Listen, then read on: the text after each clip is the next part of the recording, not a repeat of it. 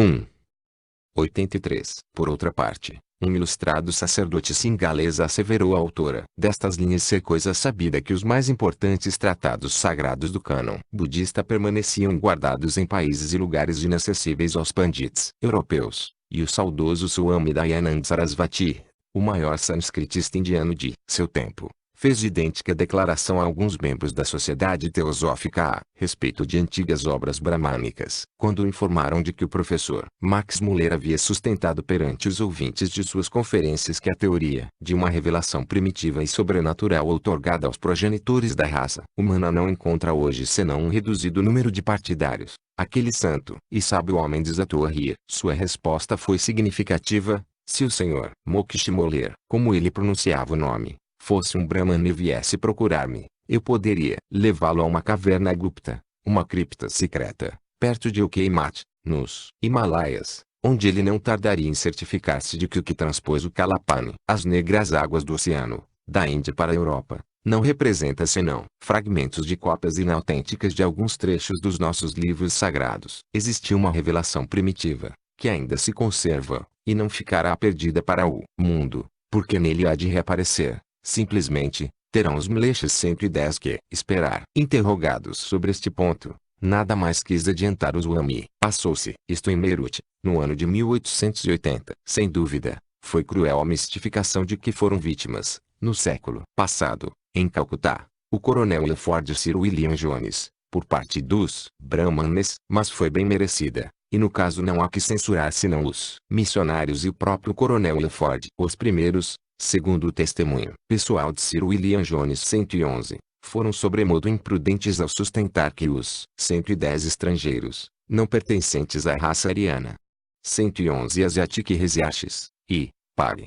272, 84 hindus, mesmo hoje, eram quase cristãos, porque os seus Brahma, Vishnu e Mahesha não eram outra coisa senão a trindade cristã 112. Foi uma boa lição. Fez com que os orientalistas se tornassem duplamente cautelosos, mas é possível que haja contribuído para que alguns deles ficassem demasiado suspicazes, e desse causa, como reação, a que o pêndulo das conclusões precedentes oscilasse de modo exagerado em sentido oposto. Porque aquela primeira provisão do mercado bramânico, oferecida à procura do coronel Ilford, provocou de parte dos orientalistas modernos a necessidade evidente e o desejo de apregoarem que quase todos os manuscritos sânscritos arcaicos são tão modernos que justificam plenamente os missionários, quando se valem da oportunidade. E estes o fazem na medida em que o facultam os recursos de sua inteligência, como dão prova as tentativas absurdas ultimamente empreendidas no sentido de demonstrar que toda a história de Krishna, narrada nos Puranas, era um plágio da Bíblia, perpetrado pelos Brahmanes. Mas os fatos referidos pelo professor de Oxford em suas conferências, no tocante às hoje famosas interpelações que beneficiaram o coronel Ilford, embora depois lhe servissem de risão, não contradizem em coisa alguma as conclusões que se impõem a quem quer que estude a doutrina secreta. Porque, se os resultados mostram que nem o Novo nem ainda o Velho Testamento copiaram algo das religiões antigas dos Brahmanes e dos budistas, não se segue daí que os judeus não tivessem ido buscar nas escrituras dos caldeus tudo o que sabiam, nessas mesmas escrituras que foram mais tarde mutiladas por Eusébio. Quanto aos caldeus, é certo que deviam sua primitiva ciência aos Brahmanes. Rawlinson 112. Veja-se Max Muller, Op. Cit. Pags. 288 e Segs. Trata-se aqui da hábil falsificação, mediante folhas, insertas em velhos manuscritos purânicos e grafadas em sânscrito arcaico e correto, de tudo quanto os pandits tinham ouvido o coronel Ilford dizer acerca de Adão e Abraão, Noé e seus 3 filhos etc. 85. Demonstra ser incontestável a influência védica na antiga mitologia da Babilônia, e o coronel Vance Kennedy declarou, há muito tempo, com notável exatidão, que a Babilônia foi, em suas origens, um centro de estudos sânscritos e bramânicos. Mas é preciso acreditar que todas estas provas perdem o seu valor em presença da última teoria do professor Max Muller. Todo mundo sabe em que consiste essa teoria. O código das leis fonéticas passou a ser um dissolvente universal para todas as identificações e conexões entre os deuses de vários povos. Assim, embora a mãe de Mercúrio, Buda, Totemis etc., fosse Maia, embora a mãe de Gautama Buda também se chamasse Maya, E embora a mãe de Jesus fosse igualmente Maia, ilusão, porque Maria é Mare, o mar, símbolo da grande ilusão, esses três personagens não têm nenhuma conexão entre si, nem podem tê-la, desde que Bob estabeleceu seu código de leis fonéticas. Em seu afã de reunir os diversos fins da história não escrita,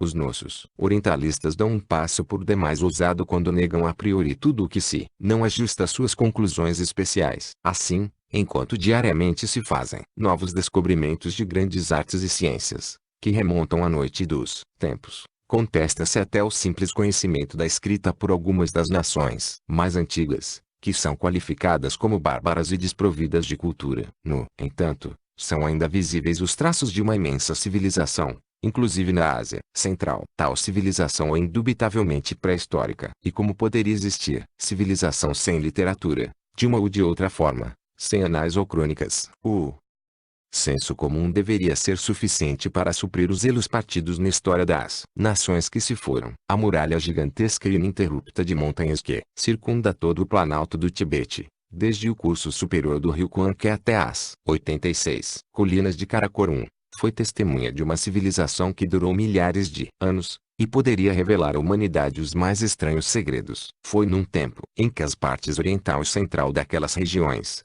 o Nanchang e o Altitag, estiveram semeadas de cidades que podiam rivalizar com Babilônia. Escoou-se todo um período geológico sobre essas terras, após haver soado a derradeira hora de tais cidades, conforme o atestam os montes de areia movediça e o solo ainda hoje estéril das imensas planícies centrais da bacia do Tarim, de que apenas as orlas são conhecidas superficialmente pelos viajantes. No interior destas mesetas arenosas existe água, e há frescos e florescentes oásis, onde nenhum pé europeu se aventurou a penetrar, pelo receio de um solo traiçoeiro. Entre os verdes oásis se encontram alguns inteiramente inacessíveis aos profanos, inclusive os viajantes indígenas. Podem os furacões fender as areias e varrer planícies inteiras. São impotentes para destruir o que está fora de seu alcance. Os subterrâneos, construídos nas entranhas da terra, garantem os tesouros ali encerrados, e como o seu acesso permanece oculto, não é de temer que venham a ser descobertos, ainda que vários exércitos invadissem os ermos arenosos, onde nem lago, nem árvore, nem casa se divisam, e a cordilheira forma uma áspera defesa em torno da árida paisagem do deserto. Mas não é necessário mandar o leitor através do deserto, já que idênticas provas de uma civilização antiga se vêem nos pontos relativamente povoados daquela região. O oásis de Chertin, por exemplo, situado a uns 4.000 pés sobre 87, o nível do rio Chertin-Daria, acha-se rodeado em todas as direções pelas ruínas de vilas e cidades arcaicas. Uns 3.000 seres humanos representam ali os restos de 100 raças e nações extintas, cujos nomes os nossos etnólogos desconhecem por completo. Um antropólogo sentir-se-ia sobremodo embaraçado para os classificar, dividir e subdividir, tanto mais que os descendentes de todas essas raças e tribos antediluvianos sabem tão pouco a respeito dos seus antepassados como se tivessem caído da lua. Quando inquiridos sobre a sua origem, respondem não saber de onde vieram seus pais, mas que ouviram dizer que seus primeiros ou primitivos ascendentes foram governados pelos grandes gênios daqueles desertos. Pode isto ser levado à conta de ignorância e superstição. Em face, porém, dos ensinamentos da doutrina secreta, pode-se admitir que a resposta seja o eco de uma tradição antiga. Só a tribo de Khorasan pretende ter vindo do país conhecido hoje por Afeganistão, em época muito anterior a Alexandre, e para apoiar essa afirmativa invoca os contos e legendas do seu povo. O viajante russo Coronel Prjevalsky, posteriormente general, encontrou, próximo ao oásis de Chertin, as ruínas de duas grandes cidades, a mais antiga das quais, segundo a tradição local, foi destruída há 3.000 anos por um herói gigante, e a outra pelos mongóis no século X de nossa era. Os sítios das duas cidades estão agora cobertos, por causa das areias movediças e do vento do deserto, de relíquias estranhas e heterogêneas, fragmentos de porcelana, utensílios de cozinha e ossos humanos. Os indígenas encontram com frequência moedas de cobre e de ouro, lingotes de prata fundida, diamantes e turquesas, e, o que é ainda mais notável, vidro quebrado. Vê-se também ataúdes feitos de um material ou madeira incorruptível, contendo corpos 88 embalsamados em perfeito estado de conservação. As múmias de homens revelam indivíduos de estatura elevada e complexão forte, com longas cabeleiras onduladas. Descobriu-se uma cripta com 12 cadáveres sentados. De outra vez, em um ataúde separado, deparamos com o de uma mulher jovem. Os seus olhos estavam cerrados com discos dourados, e os maxilares solidamente presos por uma argola de ouro, que passava sob o queixo e pela parte superior da cabeça. Estava vestida com uma túnica justa de lã. Tinha o peito coberto de estrelas de ouro e os pés desnudos. 113. Acrescenta o famoso viajante que, durante todo o seu caminho ao longo do rio Chertin, chegaram aos seus ouvidos lendas referentes a 23 cidades sepultadas há muito tempo pelas areias movediças do deserto. A mesma tradição observa-se na região do Loubnor e no oásis de Kere. Os vestígios de tal civilização, juntamente com estas e outras tradições semelhantes, nos autorizam a dar crédito a várias lendas confirmadas por indianos e mongóis educados e cultos, que falam de imensas bibliotecas desenterradas das areias, assim como de relíquias diversas do antigo saber mágico, tudo isso guardado em lugar seguro. Recapitulando, a doutrina secreta foi a religião universalmente difundida no mundo antigo e pré-histórico. As provas de sua difusão, os anais autênticos de sua história, uma série completa de documentos que demonstram o seu caráter e a sua presença em todos os países, juntamente com os ensinamentos de seus grandes adeptos, existem até hoje nas criptas secretas das bibliotecas pertencentes à Fraternidade Oculta. 113 de uma conferência de Aniemi Prjevalsky. 89. A afirmativa cresce em verossimilhança quando atentamos para os seguintes fatos. A tradição de que milhares de pergaminhos antigos foram salvos por ocasião da destruição da Biblioteca de Alexandria. Os milhares de obras sânscritas desaparecidas na Índia durante o reinado de Akbar. A tradição universal, existente tanto na China como no Japão, de que os verdadeiros textos antigos, como os comentários sem os quais não podem ser entendidos, se encontram desde há muito tempo fora do alcance de mãos profanas. O desaparecimento da vasta literatura sacra da Babilônia, a perda das chaves que unicamente poderiam decifrar os 1000 enigmas das inscrições hieroglíficas do Egito, a tradição corrente na Índia de que os genuínos comentários secretos, os únicos que podem tornar inteligíveis os Vedas, embora subtraídos às vistas dos profanos, estão à disposição do iniciado, escondidos em subterrâneos e criptas secretas, e a crença idêntica entre os budistas. No que se refere aos seus livros sagrados, afirmam os ocultistas que todos esses documentos existem, a recato das mãos espulhadoras dos ocidentais, e deverão reaparecer em uma época mais esclarecida, época que, segundo as palavras do Swami Dayananda Sarasvati, tão cedo ainda não virá para os mlechas, isto é, para os estrangeiros e selvagens, que vivem fora da civilização ariana. Não é por culpa dos iniciados que tais documentos se acham atualmente perdidos para o profano. E a atitude daqueles não foi ditada pelo egoísmo, nem pelo desejo de monopolizarem a ciência sagrada que dá a vida. É que há certos aspectos da doutrina secreta que devem permanecer ocultos a olhos profanos durante idades sem conta. Porque revelar segredos de tal magnitude às massas não preparadas seria o mesmo que entregar uma vela acesa a uma criança dentro de um paiol de pólvora. 90. A resposta a uma pergunta que a miúde fazem os que se dedicam a estudos desta natureza,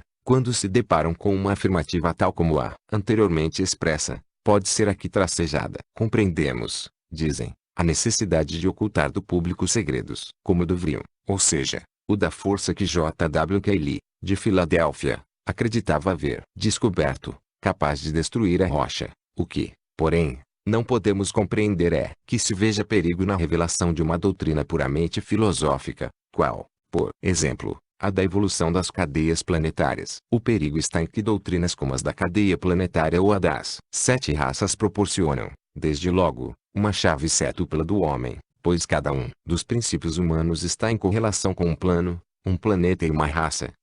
Os princípios humanos estão, em cada plano, em correspondência com as forças ocultas de natureza sétupla, sendo as dos planos superiores dotadas de uma potência espantosa. Assim, toda a classificação setenária é uma chave que pode abrir imediatamente as portas de tremendos poderes ocultos, cujo abuso daria origem a incalculáveis males para a humanidade. Uma chave que talvez não fosse utilizada pela geração atual, especialmente pelos ocidentais, protegidos por sua própria cegueira e por sua ignorante incredulidade materialista no tocante às coisas ocultas. Mas, em todo caso, uma chave, que seria uma força de efeitos bem reais nos primeiros séculos da era cristã, Quando os homens estavam plenamente convencidos da realidade do ocultismo, entravam num ciclo de degradação que os predispunha a abusar dos poderes ocultos e a praticar a feitiçaria da pior espécie. Ocultavam-se os documentos, é verdade, mas a ciência propriamente dita e sua existência real jamais eram tratadas como segredos pelos hierofantes do templo, onde os mistérios foram sempre uma disciplina e estímulo para a 91 virtude. São novidades bem antigas, tantas vezes reveladas pelos grandes adeptos, desde Pitágoras e Platão até os neoplatônicos. Foi a nova religião dos nazarenos que fez operar-se uma reviravolta na regra de conduta seguida durante séculos.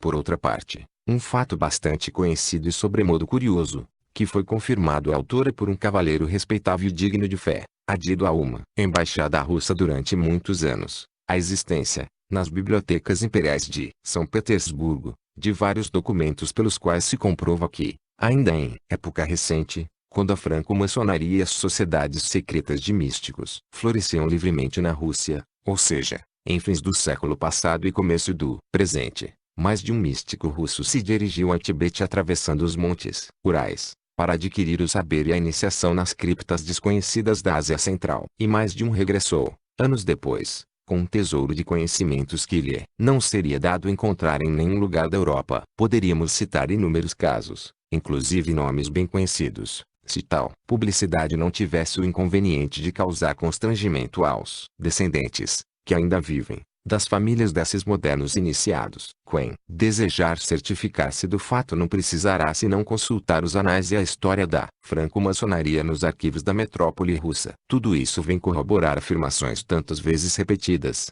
algumas até com demasiada indiscrição. As virulentas acusações de invencionice premeditada e de embuste, lançadas contra aqueles que apenas veicularam fatos reais, ainda que não muito conhecidos, tem servido unicamente para engendrar um mau karma para os caluniadores, em vez de contribuir para o benefício da humanidade. Agora, 92. Porém, que o dano está consumado, não se deve sonegar a verdade por mais tempo, sejam quais forem as consequências. É então a teosofia uma nova religião? Eis a pergunta. De nenhum modo, não é uma religião, nem é nova a sua filosofia, pois, conforme temos declarado, é tão velha quanto o homem pensador. Seus princípios não são agora publicados pela primeira vez, mas han sido cautelosamente revelados e ensinados por mais de um iniciado europeu, especialmente pelo falecido Ragon. Sábios eminentes já disseram que não houve um só fundador de religião, seja ário, semita ou turaniano, que tivesse inventado uma religião nova ou revelado uma verdade nova. Todos esses fundadores foram mensageiros,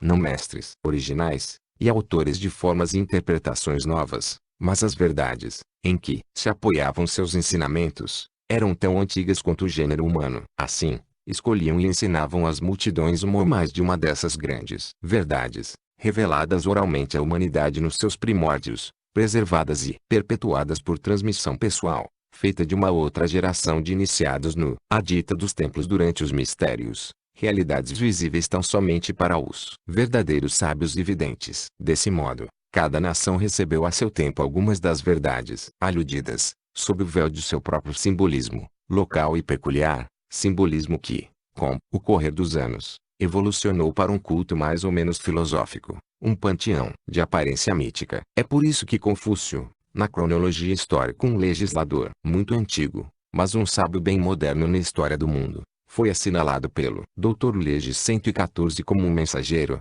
e não como um criador. E ele próprio dizia: eu, 114 Lifiante a Xing of Confucius, pare.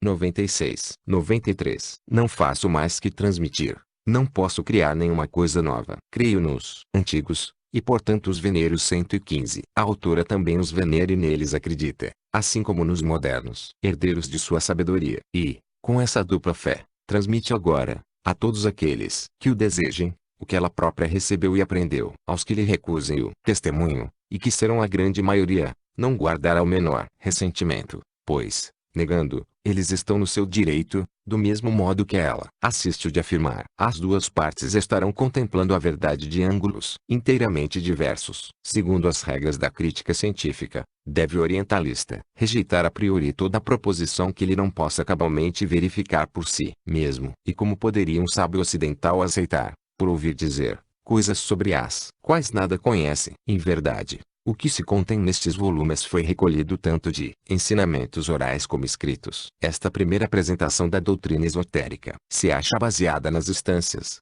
que representam os anais de um povo que a etnologia desconhece. Foram escritas, segundo se afirma, em um idioma ausente da nomenclatura das línguas e dialetos que a filologia conhece. Assegura-se que promanam de uma fonte que a ciência repudia, ou seja, do ocultismo, e, finalmente, são oferecidas ao público por intermédio de uma pessoa desacreditada, sem cessar, perante o mundo, por todos os que odeiam as verdades importunas ou têm algum interesse particular a defender. Devemos, portanto, contar com o repúdio destes ensinamentos, e conformar-nos com isso desde já. Nenhum daqueles que se consideram sábios, em qualquer dos ramos da ciência exata, se dignará de levá-los a sério, escarnecê-los e rejeitá-los a priori. Tal será a atitude que prevalecerá. 115 Lun e o parágrafo IA. Schott, Chinesische Literatur, Pag. 7. Citado por Max Muller. 94. No século atual, mas somente neste, porque no século XX dará cristãos eruditos principiarão a reconhecer que a doutrina secreta não foi nem inventada nem exagerada, mas, pelo contrário, simplesmente delineada, e, por fim, que os seus ensinamentos são anteriores aos Vedas. Não vai nisso pretendermos o dom da profecia. É uma simples e despresumida afirmação baseada no conhecimento dos fatos. De 100 em 100 anos surge uma tentativa de mostrar ao mundo que o ocultismo não é uma vã superstição. Uma vez que se possa de algum modo entreabrir a porta, ela ir-se abrindo cada vez mais nos séculos sucessivos. Os tempos estão propícios para o advento de conhecimentos mais sérios que os permitidos até agora. Se bem que ainda tenham de ser muito limitados. Não foram os Vedas também escarnecidos e repudiados, e havidos como uma falsificação moderna? Não faz ainda 50 anos, não houve um tempo em que o sânscrito foi declarado filho do grego, e um dialeto derivado dessa língua, segundo Lemprier com acento grave e outros eruditos. Até 1820, diz o professor Max Muller, os livros sagrados dos brahmanes, dos magos e dos budistas eram desconhecidos. Duvidava-se mesmo de sua existência, e não havia um só erudito que pudesse traduzir uma linha dos Vedas, do Zen-Javesta, ou do Tripitaka budista, e hoje está provado que os Vedas pertencem à mais remota antiguidade, sendo a sua conservação quase uma maravilha. Outro tanto se dirá da doutrina secreta arcaica, quando se produzirem provas irrecusáveis de sua existência e de seus anais. Mas passarão ainda muitos séculos antes que se publique muita coisa mais do que agora. Falando da chave para os mistérios do zodíaco, quase perdida para o mundo, teve a autora oportunidade de observar, em Isis sem véu, há cerca de 10 anos. A esta chave devem dar-se 7 voltas antes que todo o sistema possa ser divulgado. Não. 95. Daremos aqui senão uma volta, para permitir ao profano uma rápida visão do mistério. Feliz aquele que puder aprender o todo. O mesmo se dirá de todo o sistema esotérico. Uma volta à chave, e não mais, se deu em Isis sem véu. Muito mais coisas são explicadas nos presentes volumes. Naqueles dias a autora conhecia pouca a língua em que a obra foi escrita, e estas revelações, que agora podem ser feitas, lhe eram então vedadas. No século XX, algum discípulo mais bem informado, e com qualidades muito superiores, poderá ser enviado pelos mestres da sabedoria para dar provas definitivas e irrefutáveis de que existe uma ciência chamada Gupta Vidya, e de que, assim como as nascentes do Nilo outrora envoltas em mistério, a fonte de todas as religiões e filosofias atualmente conhecidas permaneceu esquecida e perdida para a humanidade durante séculos, mas foi afinal encontrada. A uma obra tal como esta não podia servir de introdução um simples prefácio, exigindo antes um volume, e um volume que expusesse fatos, não meras dissertações, porque a doutrina secreta não é um tratado ou série de teorias vagas, senão uma explanação de tudo o que pode ser dado ao mundo neste século. Seria inútil incluir, nas páginas do livro propriamente dito, aqueles pontos dos ensinamentos esotéricos que escaparam à interdição, sem que, preliminarmente, ficasse estabelecida a autenticidade ou, pelo menos, a probabilidade da existência de semelhantes ensinamentos. As afirmações que vamos fazer devem trazer o abono de várias autoridades, tais como as de antigos filósofos, de escritores clássicos e até de eruditos padres da Igreja, alguns dos quais conheceram e estudaram essas doutrinas, viram e leram obras escritas sobre este assunto, notando-se entre eles os que chegaram a ser pessoalmente iniciados nos mistérios antigos, durante cuja celebração eram representadas alegoricamente as 96 doutrinas ocultas. Terão de ser citados nomes históricos e dignos de confiança,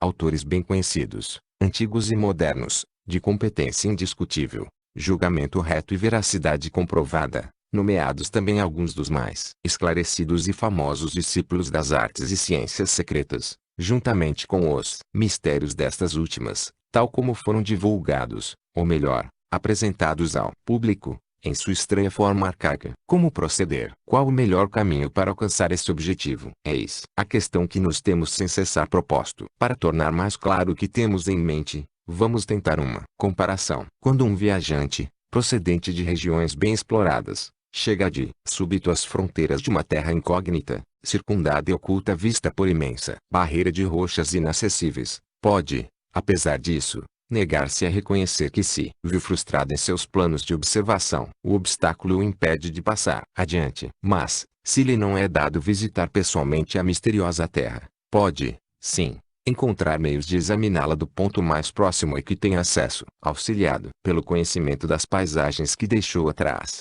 pode formar uma ideia geral e suficientemente correta da perspectiva diante da barreira, bastando, para isso, subir as elevações da vizinhança. Uma vez ali, ser-lhe-á fácil contemplar à vontade o panorama que além se descortina, e comparar o que confusamente percebe com o que lhe ficou para trás, pois, mercê seus esforços, conseguiu transpor a linha das brumas e dos cimos cobertos de nuvens. Tal ponto de observação preliminar não podemos oferecer nestes volumes àqueles que ambicionem conhecer de maneira mais completa os mistérios dos períodos pré-arcaicos referidos nos textos. Se o leitor, porém, quiser ter paciência e se dispuser um lance de vista sobre o estado atual das diversas 97 crenças existentes na Europa, comparando-as ao que a história refere das épocas que imediatamente precederam e seguirão a era cristã, poderá encontrar tudo isso em um futuro volume da presente obra 116. Nesse volume se apresentará uma breve recapitulação dos principais adeptos historicamente conhecidos, dar-se-á a notícia de como os mistérios decaíram, principiando em seguida a desaparecer, e apagando-se finalmente da memória dos homens. A verdadeira natureza da iniciação e da ciência sagrada, passaram desde então a ser ocultos os seus ensinamentos, e a magia não persistiu senão, quase sempre, sob as cores veneráveis, mas por vezes enganosas, da filosofia hermética. Assim como o verdadeiro ocultismo havia prevalecido entre os místicos durante os séculos que antecederam a nossa era, assim a magia, ou antes a feitiçaria com suas artes ocultas, seguiu-se ao advento do cristianismo. Naqueles primeiros séculos desdobrou-se o fanatismo em ingentes e pertinazes esforços no sentido de obliterar todo e qualquer vestígio da obra mental e intelectual dos pagãos. Mas foi tudo em vão, ainda que o mesmo espírito do obscuro gênio do fanatismo e da intolerância haja, desde esse tempo, adulterado sistematicamente todas as brilhantes páginas escritas nos períodos anteriores ao cristianismo. A própria história, apesar de seus anais imperfeitos, conservou alguns fragmentos que sobreviveram àquele período, suficientes para lançar uma luz imparcial sobre o conjunto. Que o leitor se detenha um instante em companhia da autora no ponto de observação escolhido, e concentre toda a sua atenção nos 1000 anos que, correspondendo aos períodos anteriores e posteriores ao cristianismo, se acham divididos em duas partes pelo ano da Natividade. Este acontecimento, seja o 116 a edição de 1888 dizia, no volume 3 desta obra, 98, não historicamente exato, constituiu-se o primeiro de uma série de baluartes, levantados para se oporem a um possível retorno, e até mesmo a simples observação retrospectiva, das tão odiadas religiões do passado, odiadas e temidas, porque projetavam uma luz demasiado intensa sobre a interpretação nova e intencionalmente velada do que hoje se chama nova lei. Por sobre-humanos que fossem os esforços dos primeiros padres da Igreja para arriscar a doutrina secreta da memória dos homens, todos eles se frustraram. A verdade jamais pode ser destruída, e por isso não surtiu efeito a tentativa de eliminar inteiramente da face da terra todo vestígio da antiga sabedoria, nem de aguilhoar e amordaçar todos aqueles que dela possam dar testemunho. Se se atentar para os milhares e talvez milhões de manuscritos queimados, os monumentos reduzidos a pó com suas inscrições por demais indiscretas e pinturas de um simbolismo excessivamente sugestivo, a multidão de eremitas e ascetas que passaram a percorrer as ruínas das cidades do Alto e do Baixo Egito, os desertos e as montanhas, os vales e as terras altas, buscando com ardor obeliscos e colunas, rolos e pergaminhos, para destruir os que contivessem o símbolo do tal ou qualquer outro signo de que a nova fé se havia apropriado. Compreender-se-á facilmente porque sobrou tão pouco dos anais do passado. A verdade é que o obsediante espírito de fanatismo dos cristãos dos primeiros séculos e da Idade Média, como também ocorreu depois com os sectários do islamismo, preferiu sempre viver no obscurantismo e na ignorância. Uns e outros converteram sua em sangue, e fizeram da terra uma tumba, 99, da tumba um inferno, e deste inferno, ainda muito mais profundas trevas. Ambas as religiões conquistaram seus prosélitos com a ponta da espada. Ambas construíram seus templos sobre enormes hecatombes de vítimas humanas. No pórtico do século I de nossa era brilharam fatidicamente estas palavras ominosas: o karma de Israel. Sobre os umbrais do 19 poderão ler os profetas do futuro outras palavras que farão referência ao karma da história, ardilosamente falseada dos fatos deturpados de propósito e dos grandes caracteres caluniados ante a posteridade destruídos até ficarem irreconhecíveis. Entre os dois carros de Jagannatha, o fanatismo e o materialismo, um que tudo aceita e o outro que tudo nega. Sábio é aquele que se mantém tranquilo entre os dois extremos. Que confia na justiça eterna das coisas. Desfaz a DI com acento circunflexo an, testemunha dos maravilhosos discursos de um livre pensador que pertence a 1000 seitas. Na Assembleia do Dia da Ressurreição, quando serão perdoadas as coisas do passado, deixarão de existir os pecados da Kabbá, graças ao pó das igrejas cristãs. A isso responde o professor Max Muller: os pecados do Islã são tão indignos como o pó do cristianismo. No dia da ressurreição, tanto os maometanos como os cristãos verão a inanidade de suas doutrinas religiosas. Os homens combatem pela religião na terra. No céu, compreenderão que só existe uma religião verdadeira, a adoração do Espírito de Deus. 117. Em outras palavras, não há religião superior à verdade. Satyat Nasti para o Dharma, o lema do Maharaja de Benares, adotado pela Sociedade Teosófica. Como já se disse no prefácio, a doutrina secreta não representa outra versão de Isis sem véu, conforme era a intenção original. É antes uma obra que explica a anterior e, conquanto dela independe, seu indispensável corolário. Muita coisa exposta em Isis sem véu era de difícil compreensão para os teósofos. Naquele tempo, a doutrina secreta vem trazer luz a muitos problemas que ficaram sem solução no primeiro livro, especialmente em suas páginas iniciais. Como nosso objetivo ali era ocupar-nos simplesmente do que tinha relação com os sistemas filosóficos compreendidos em nossos tempos históricos, com os diversos simbolismos das nações desaparecidas, não nos era possível, nos 2 volumes de Isis, senão um rápido lance de olhos sobre o panorama do ocultismo. Na presente obra daremos, com certa minúcia, a cosmogênese e a evolução das 4 raças que precederam a nossa 5ª raça humana, publicando-se agora 2 grandes volumes 118, em que se explicam o que foi dito só nas primeiras páginas de Isis sem véu e em algumas alusões esparsas aqui e ali no contexto do livro. Não caberia tentarmos apresentar nestes volumes o vasto catálogo das ciências arcaicas, antes de nos havermos ocupado de problemas de tanta magnitude como os da evolução cósmica e planetária, e o do gradual. 117 OP. Cite. Pague.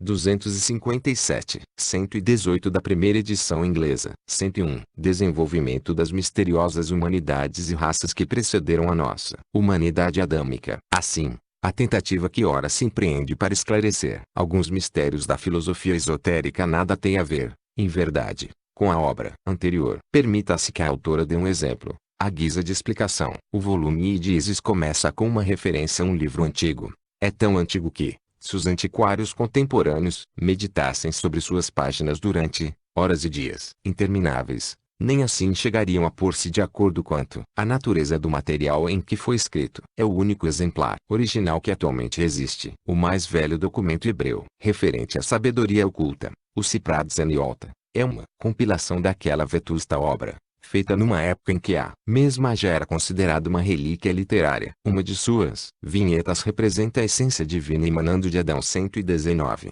A maneira de arco luminoso que se expande em um círculo. Depois de haver alcançado o ponto mais alto da circunferência, a glória inefável retrocede para voltar à Terra, trazendo em seu vértice um tipo superior de humanidade. À medida que se aproxima do nosso planeta, a emanação se torna cada vez mais obscura, até que, ao tocar a Terra, é já negra como a noite. 119 Este nome é usado no sentido da palavra grega Alcúpula. 102 Esse livro tão antigo é a obra original de que foram compilados os numerosos volumes do Quilte, e não somente este último e o Sipratzeniolta, senão também o Sepeberet Sirá. 120 A obra atribuída pelos cabalistas hebreus ao seu patriarca Abraão.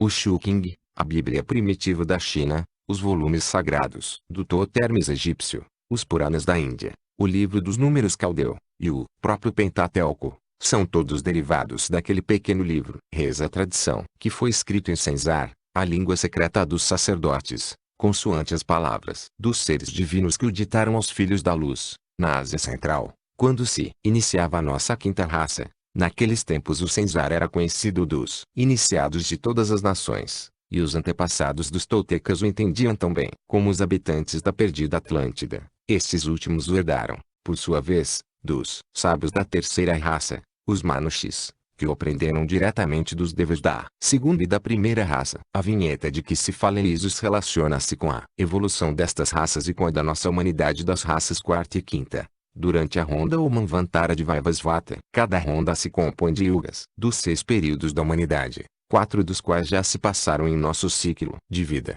estando quase alcançado o ponto médio do quinto. O desenho é simbólico, como facilmente se percebe, e abrange o conjunto desde o princípio. O antigo livro, depois de descrever a evolução cósmica e explicar a origem de tudo o que existe sobre a Terra, inclusive o homem físico, depois de traçar a verdadeira história das raças, da primeira à quinta, a nossa, não vai mais adiante, termina bruscamente no início do Kali Yuga, ou seja, há precisamente 4.989. 120 O rabino Joshua ben Chananeh, que morreu no ano 72 AD, declarou abertamente que realizava milagres por meio do livro Seperet Sirá, e desafiava os céticos. Frank, citando o Talmud babilônico, fala de 2 outros dramaturgos, os rabinos Shanin e Oshoi. Veja-se Jerusalém Talmud, Sanhedrin, capitão 7 etc., e Frank, de Kabbalah, Pags.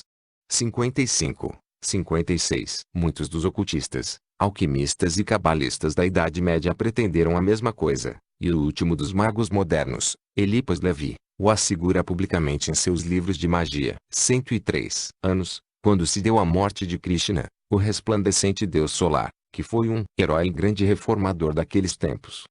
Porém, outro livro. Nenhum de seus possuidores o considera muito antigo, por datar apenas do começo da Idade Negra, contando aproximadamente 5.000 anos. Dentro de uns 9 anos terá fim o primeiro período de 5 milênios, que deu início ao grande ciclo de Kali Yuga 121, e então se cumprirá a última profecia contida nesse livro, que é o primeiro dos anais proféticos da Idade Negra. Não temos que esperar muito tempo. Muitos de nós veremos a aurora do novo dia, no fim do qual serão acertadas várias contas e diferenças entre as raças. O segundo volume das profecias se acha quase terminado. O seu preparo principiou nos tempos de Shankaracharya, o grande sucessor de Buda. Deve chamar-se a atenção para outro ponto importante, que é o principal dos que constituem a série de provas da existência de uma sabedoria primitiva e universal, importante pelo menos para os cabalistas cristãos e os eruditos. Tais doutrinas eram conhecidas, ainda que em parte, de vários padres da Igreja. Afirma-se, com base rigorosamente histórica,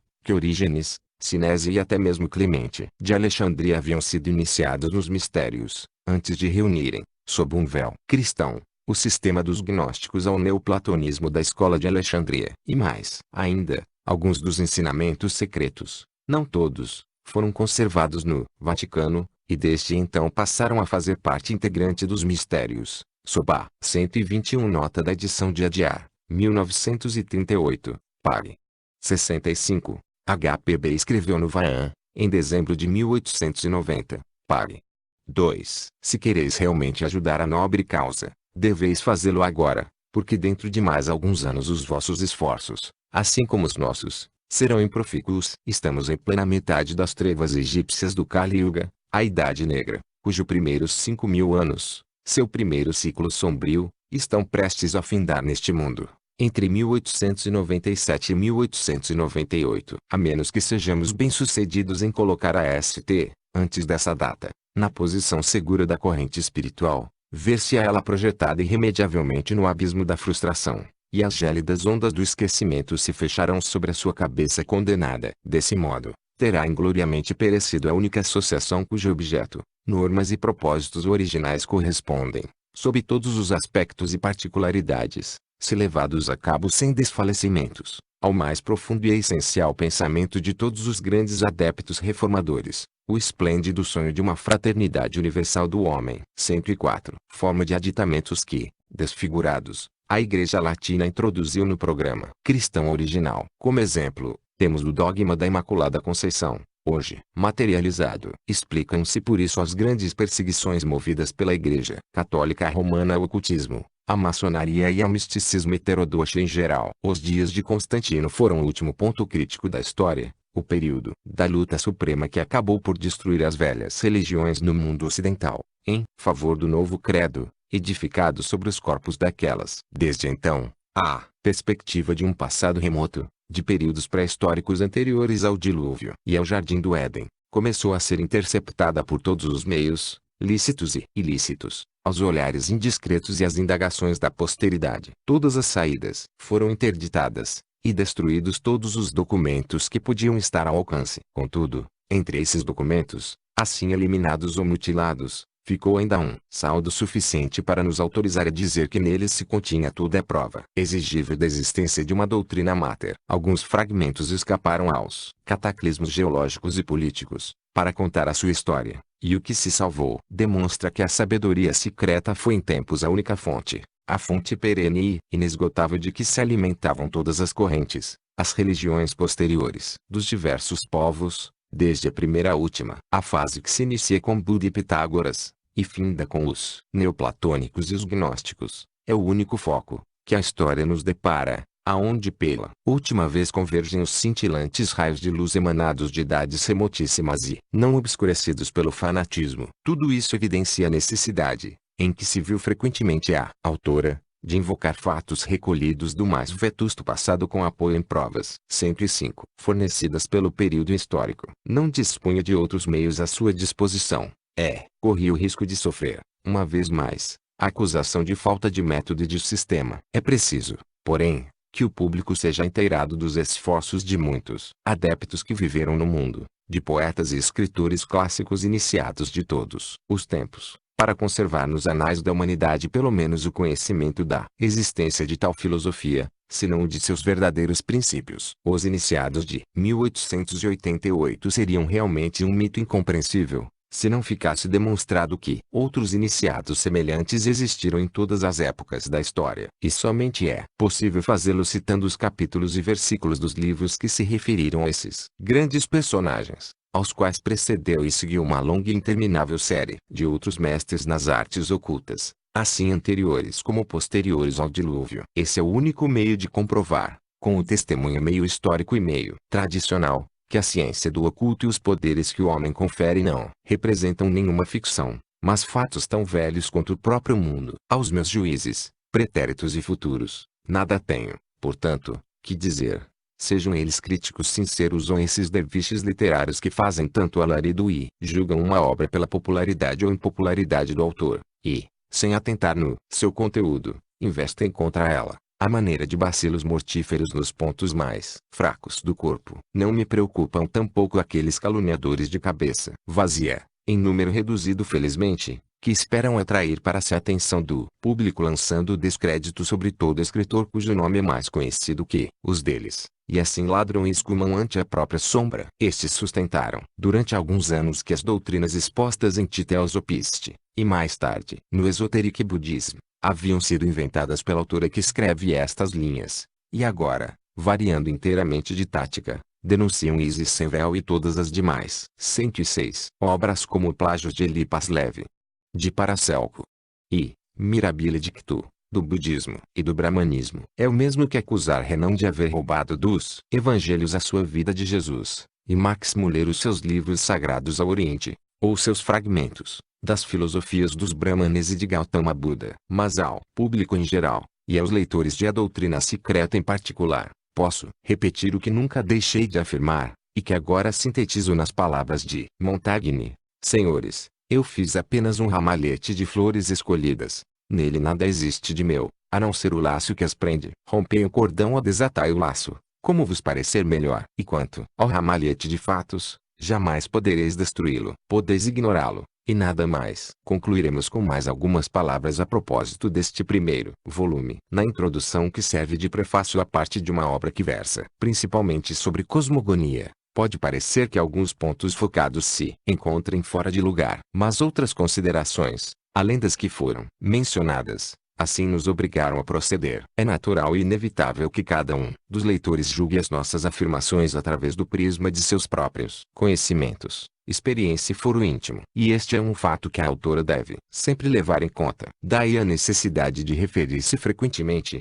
neste primeiro volume, a temas que com mais propriedade dizem respeito à última parte da obra, mas que não podiam passar em silêncio sem o risco de vermos o livro considerado como um conto de fadas ou como ficção de algum cérebro moderno. 107. O passado ajudará a conhecer o presente, e o presente servirá para compreender melhor o passado. Os erros do dia devem ser explicados e desfeitos. Contudo, é mais que provável, é mesmo certo que ainda desta vez o testemunho das idades passadas e da história não deixará impressão, a não ser nos entendimentos intuitivos, o que vale dizer, em muitos poucos. Em todo caso, nesta, como em outras oportunidades semelhantes, as pessoas sinceras e fiéis podem consolar-se trazendo perante os céticos saduceus modernos o depoimento matemático e histórico da obstinação e da estreiteza do critério humano. Ainda existe nos anais da Academia de Ciências da França um estudo que ficou célebre acerca da lei de probabilidades, deduzida pelos matemáticos em benefício dos céticos, valendo-se de um processo algébrico, que conclui pela seguinte fórmula: se duas pessoas reconhecem a evidência de um fato, e cada uma delas lhe comunica 5/6 de certeza, este fato possuirá então 35/36 de certeza, significando que sua probabilidade estará em relação com sua improbabilidade na razão de 35/1. Se me reúnem três evidências semelhantes, a certeza passa a ser de 215 e 216. O testemunho de 10 pessoas, cada qual com 1/2 de certeza, produzirá 1023, 1024, assim por diante. O ocultista pode dar-se por satisfeito com esta certeza, e de mais não necessita. 108. Volume e Cosmogênese. Proêmio. Páginas de uns anais pré-históricos. Ante os olhos da escritora está um manuscrito arcaico, uma coleção de folhas de palma que se tornaram impermeáveis à água e imunes à ação do fogo e do ar, por algum processo específico desconhecido. Vê-se na primeira página um disco de brancura sem mácula, destacando-se sobre fundo de um negro intenso. Na página seguinte aparece o mesmo disco, mas com um ponto no centro. O primeiro, sabem todos aqueles que se dedicam a estes estudos, representa o cosmos na eternidade, antes do despertar da energia ainda em repouso, a emanação do verbo. Em sistemas posteriores, o ponto no círculo, até então imaculado, espaço e eternidade em pralaya, indica a aurora da diferenciação. É o ponto dentro do ovo do mundo, o germe interno de onde se desenvolverá o universo, o todo, o cosmos, infinito e periódico, germe que é latente e ativo, revezando-se periodicamente os dois estados. O único círculo é a unidade divina, de onde tudo procede e para onde tudo retorna, sua circunferência, símbolo forçosamente limitado, porque limitada é a mente humana, indica a presença abstrata e sempre incognoscível, e seu plano, a alma universal. Embora os dois sejam um, sendo branca a superfície do disco e negro todo o fundo que o rodeia, isso mostra que esse plano é único. 109. Conhecimento, não obstante ainda obscuro e nebuloso, que ao homem é dado alcançar. No plano tem origem as manifestações manvantáricas, porque é naquela alma que, durante o pralaya, dorme o pensamento divino. 122. No qual jaz oculto o plano de todas as cosmogonias e teogonias futuras. E a vida una, eterna, invisível, mas onipresente, sem princípio nem fim, mas periódica em suas manifestações regulares, em cujos intervalos reina o profundo mistério do não ser, inconsciente, mas consciência absoluta, incompreensível, mas a única realidade existente por si mesma. Em suma, um caos para os sentidos, um cosmos para a razão. Seu atributo único e absoluto, que é ele mesmo, o movimento eterno e incessante, é chamado, esotericamente, o grande alento. 123, que é o movimento perpétuo do universo, no sentido de espaço, sem limites e sempre presente. O que é imóvel não pode ser divino. Mas, de fato e, na realidade, Nada existe absolutamente imóvel na alma universal. Quase 5 séculos antes de nossa era, Leucipo, preceptor de Demócrito, sustentava que o espaço estava cheio de átomos animados de um movimento incessante, que dava origem, no fim de certo tempo, e quando eles se 122 quase não é necessário recordar ao leitor que as expressões pensamento divino e mente universal não devem ser interpretadas, nem por analogia, como um processo intelectual semelhante ao que se manifesta no homem. O inconsciente, segundo von Hartmann, chegou ao vasto plano da criação, ou melhor, da evolução, por meio de uma sabedoria clarividente superior a toda a consciência, o que, em linguagem vedantina, significa a sabedoria absoluta. Só aquele que compreende quanto a intuição paira muito acima dos lentos processos do raciocínio pode formar uma concepção, ainda vaga, daquela sabedoria absoluta que transcende as ideias de tempo e espaço. A mente, tal qual a conhecemos,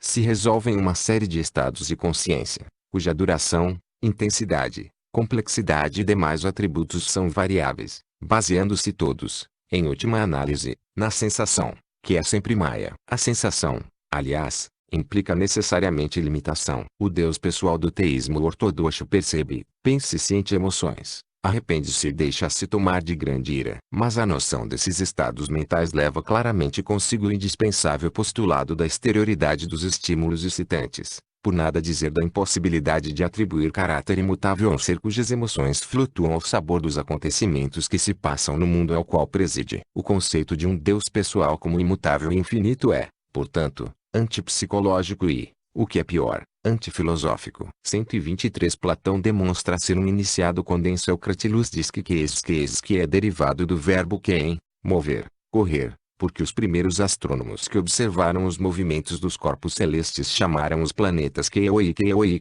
deuses. Mais tarde a palavra deu origem a outro termo, alqueia, o sopro de Deus. 110 Agregavam a um movimento rotatório, ocasionado pelas colisões mútuas e os movimentos laterais daí resultantes. A mesma coisa ensinaram Epicuro e Lucrécio, acrescentando apenas ao movimento lateral dos átomos ideia de afinidade, que é um princípio oculto desde o começo do que constitui a herança do homem, desde o primeiro aparecimento dos arquitetos do globo em que vivemos. A divindade não revelada foi reconhecida e considerada sob o seu único aspecto filosófico, o movimento universal, a vibração do alento criador na natureza. O ocultismo sintetiza assim a existência una, a divindade um fogo misterioso vivo, ou movente, e as eternas testemunhas desta presença invisível são a luz, o calor e a umidade, tríade esta que abrange todos os fenômenos da natureza e lhes é a causa. 124 O movimento intracósmico é eterno e incessante,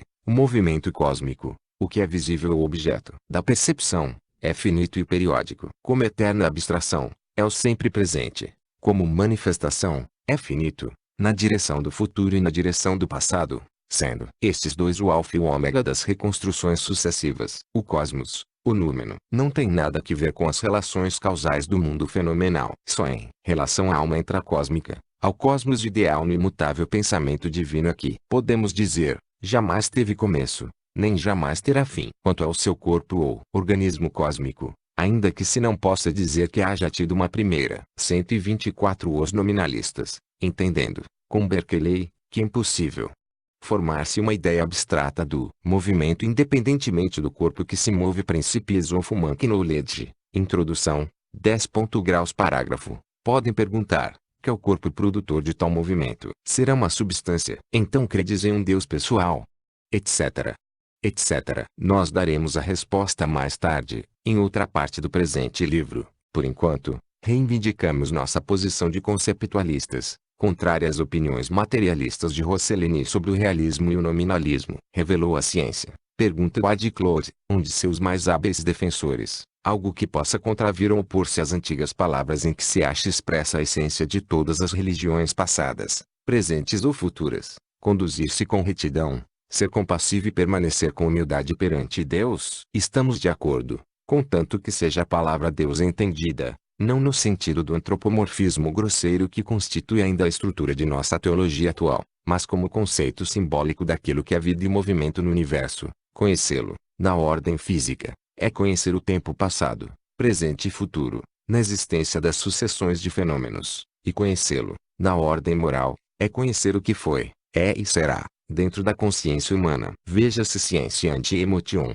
discurso pronunciado na Salt Place Chapel, Finsbury, Londres, 27 de dezembro de 1885. 111. Construção a deva ter uma última. Em cada novo Manvantara pode esse organismo ser havido como o primeiro e último de sua espécie, pois evoluciona cada vez para um plano mais elevado. Dizíamos nós há alguns anos. A doutrina esotérica ensina, tal como o budismo e o brahmanismo, e também a cabala, que a essência una, infinita e desconhecida existe em toda a eternidade, e que é ora ativa, ora passiva, em sucessões alternadas, regulares e harmônicas. Na linguagem poética de Manu, chamam-se esses estados dias e noites de Brahma. Este último se encontra desperto ou adormecido. Os Vaibhavikas, ou filósofos da mais antiga escola do budismo, e que ainda existe no Nepal, limitam suas especulações ao estado ativo da essência, a que dão o nome de Svabhavat, e pensam que é insensato construir teorias acerca do poder abstrato e incognoscível em sua condição passiva. Daí os serem chamados ateus pelos teólogos cristãos e pelos sábios modernos,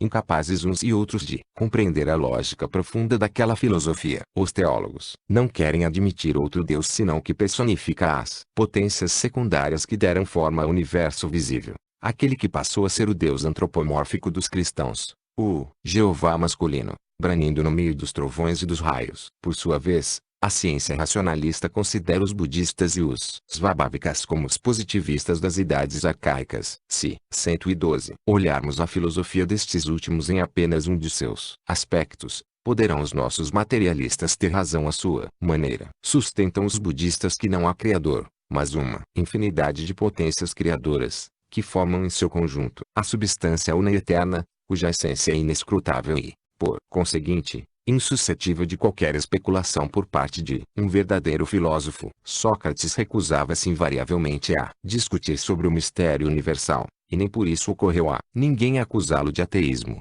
exceto aqueles que desejavam sua morte. Ao iniciar-se um período de atividade, diz a doutrina secreta, dá-se uma expansão daquela essência divina, de fora para dentro e de dentro para fora, em virtude da lei eterna e imutável. E o universo fenomenal ou visível é o resultado último da longa cadeia de forças cósmicas, postas assim em movimento progressivo. Do mesmo modo, quando sobrevém a condição passiva, efetua-se a contração da essência divina, e a obra anterior da criação se desfaz gradual e progressivamente, o universo visível se desintegra, os seus materiais se dispersam, e somente as trevas solitárias se estendem, uma vez mais, sobre a face do abismo. Para usar uma metáfora dos livros secretos, que tornará ainda mais clara a ideia, uma inspiração da essência desconhecida produz o mundo, e uma inspiração o faz desaparecer. É um processo que se observa por toda a eternidade, e o nosso atual universo. 113. Não representa senão um dos termos da série infinita, que não teve princípio nem terá fim. 125. O trecho acima será explicado, até onde for possível, na presente obra. Se bem que nada contenha de novo para o orientalista, tal como se acha escrito, sua interpretação esotérica pode encerrar muita coisa que até o momento permaneceu completamente ignorada dos eruditos ocidentais. A primeira figura é um disco simples, a segunda um disco com um ponto no centro, um símbolo arcaico que representa a primeira diferenciação nas manifestações periódicas da natureza eterna, sem sexo e infinita, aditinha aquilo. 126. Ou o espaço potencial no espaço abstrato. Na terceira fase, o ponto se transforma em um diâmetro, é o símbolo da Mãe Natureza, divina e imaculada, no infinito absoluto, que abrange todas as coisas. Quando o diâmetro horizontal se cruza com o vertical, o símbolo se converte na cruz do mundo. A humanidade alcançou sua terceira raça raiz. É o signo do começo da vida humana. Quando a circunferência desaparece, ficando apenas a cruz, mas este signo representa a queda do homem na matéria. Começando então a quarta raça. A cruz, inscrita no círculo, simboliza o panteísmo puro. Suprimido o círculo, passa a ser um símbolo fálico. Tinha o mesmo significado, afora outros especiais, que o tal escrito. 125. Isis sem véu. 2. Pags. 264-265. Veja-se também a seção 7, parte I, vol. 2 da presente obra. Os dias e as noites de Brahma. Muitas alterações do texto original de Isis sem véu foram feitas por H. P. B. ao transcrevê-lo. Aqui são rigorosamente mantidas. Nota ao pé da página 57 do vol. 3 da edição de 1897. 126 Rigveda. 114. No círculo, ou que o martelo de Thor, a chamada cruz jaina, ou simplesmente suástica, dentro de um círculo. Por meio do terceiro símbolo, o círculo dividido em dois pelo diâmetro horizontal, se dava a entender a primeira manifestação da natureza criadora, ainda passiva, porque feminina. A primeira percepção vaga que o homem tem da procriação é feminina, pois o homem conhece mais de perto a mãe que o pai. As divindades femininas eram, por isso, mais sagradas que as masculinas. A natureza é, portanto, feminina, e até certo ponto objetivo e tangível, e o princípio espiritual, que a fecunda, permanece oculto. 127. Acrescentando uma linha perpendicular ao diâmetro horizontal, formou-se o tal T, a mais antiga forma desta letra. Este foi o símbolo da terceira raça raiz até o dia de sua queda simbólica, ou seja, a separação dos sexos por evolução natural. Então a figura passou a, ou a vida assexual modificada e dividida, um duplo signo ou hieróglifo. Com as sub-raças de nossa quinta raça, veio a ser em simbologia o sacra, e em hebreu nkabevá, das raças primitivamente formadas, transformou-se depois no emblema egípcio da vida, vírgula e, mais tarde ainda, no signo de Vênus. A seguir vem a suástica, o martelo de Thor, ou a cruz hermética atual, separada completamente do círculo e, portanto, fálica. O símbolo esotérico do Kali Yuga é a estrela de 5 pontas, invertida, isto é, com 2 pontas viradas para cima, cornos, signo da 127. Os matemáticos ocidentais e alguns cabalistas americanos dizem que também na cabala o valor do nome de Jeová é do diâmetro de um círculo. A isto se deve acrescentar que Jeová é o terceiro do Sepirot, Binah, palavra feminina, e terça é a chave do mistério. Esse nome, que é andrógeno nos primeiros capítulos do Gênesis, converte-se, por meio de certas transformações cabalísticas, em masculino, cainita e fálico. A ideia de escolher uma divindade entre os deuses pagãos, para constituí-la um deus nacional e invocá-la como Deus único, o Deus vivo, o Deus dos deuses, proclamando-se monoteísta seu culto, não pode fazer de tal divindade aquele princípio único, cuja unidade não admite multiplicidade ou mudança, nem forma, nem muito menos uma divindade priápica, como hoje está demonstrado que o é Jeová. 115. Feitiçaria humana, posição que todo ocultista reconhecerá como pertencente à mão esquerda, e empregada na magia cerimonial. 128. É de esperar que a leitura do presente livro contribua para modificar as ideias errôneas que em geral o público tem a respeito do panteísmo. Erram e cometem injustiças que consideram ateus os ocultistas, budistas e jaitas. Se todos não são filósofos, mostram-se pelo menos lógicos, baseando-se os seus argumentos e objeções no mais estrito raciocínio. Em verdade, se encararmos o Parabrahman dos hindus como representante das divindades ocultas e inominadas de outras nações, veremos que esse princípio absoluto é o protótipo do qual foram copiadas todas as demais. Parabrahman não é Deus, como não é um Deus. É o Supremo e o não Supremo, Paravam. 129. É o Supremo como causa, e o não Supremo como efeito. Parabrahman é simplesmente, como realidade sem par, o cosmos que tudo contém, ou melhor, o espaço cósmico infinito, no sentido espiritual mais elevado, naturalmente, sendo Brahman, neutro, a raiz suprema, imutável, pura, livre, incorruptível, a verdadeira existência una, paramártica, e o absoluto Chit ou Chaitanya, inteligência, consciência, não pode conhecer, porque aquilo não pode ser sujeito de cognição. Pode-se dizer que a chama é a essência do fogo. A essência é a vida e a luz do universo. O fogo e a chama visíveis são a destruição, a morte e o mal. O fogo e a chama destroem o corpo de um arate. Sua essência o torna imortal. 130. O conhecimento do Espírito Absoluto, tal como a refulgência do sol e o calor do fogo, não é outra coisa senão a própria essência absoluta, diz Sankaracharya. É o espírito do fogo, não o fogo em si mesmo. Portanto, os atributos desse último, o calor e a chama, não são atributos. 128. Veja-se a muito sugestiva obra de Source of Mensures, em que o autor explica o verdadeiro sentido da palavra sacra, da qual se derivam sagrado, sacramento, palavras que passaram a ser sinônimas de santidade, apesar de serem puramente fálicas. 129. Mainbu com acento circunflexo que há, Upanishad, e 28.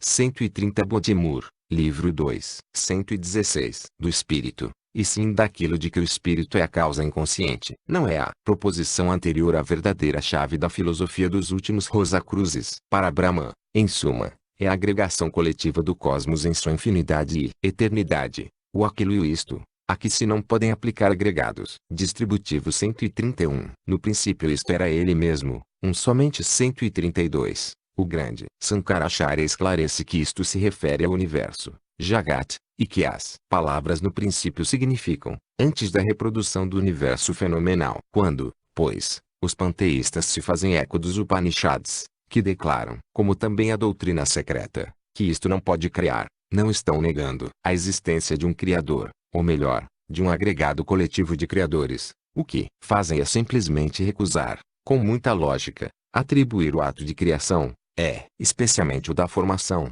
coisas que são finitas, a um princípio infinito. Para eles, para Brahma é uma causa passiva, porque absoluta, é o mukta, incondicionado. Recusam-lhe apenas a onisciência e a onipotência limitadas, já que também se trata de atributos, refletidos nas percepções dos homens, e porque, sendo para Brahman o todo supremo, o espírito e a alma, sempre invisíveis, da natureza imutável e eterna, não pode ter atributos. O absoluto exclui naturalmente a possibilidade de toda relação com a ideia de finito ou condicionado, e quando os Vedantinos afirmam que só a emanação de Parabrahma possui atributos, emanação que eles chamam Ishvara em união com Maya, e avidya, agnosticismo ou ciência negativa, antes que ignorância, dificilmente se verá ateísmo em tal. 131 Veja-se o Vedanta Sara, do Major G. E. Jacob, e também Tia Porismos ou Chandilya, tradução de Coel, Pag.